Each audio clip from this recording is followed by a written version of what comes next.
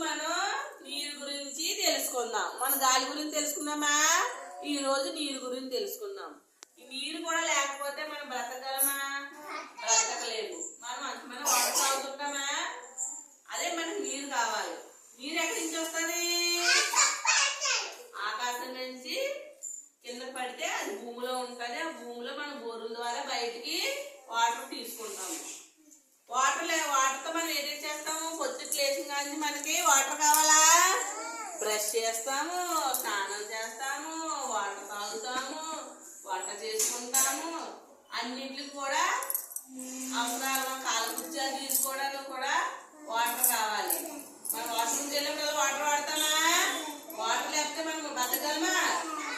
బ్రతకలేము. మనకి వాటర్ కావాలి. బట్టలు ఉతుక్కోవడానికి, తర్వాత మన ఇల్లు క్లీన్ చేసుకోవడానికి, దేనికైనా సరే వాటర్ కావాలి. కావాలా? అంటే మనం వాటర్ వేస్ట్ చేయకూడదు కదా. వాటర్ ఉంటే కదండి పారిపోయకూడదు. వాటర్ని బాగా సేవ్ చేసుకొని మనం కొంచెం కొంచెంగా నీటిని వాడుకోవాలి.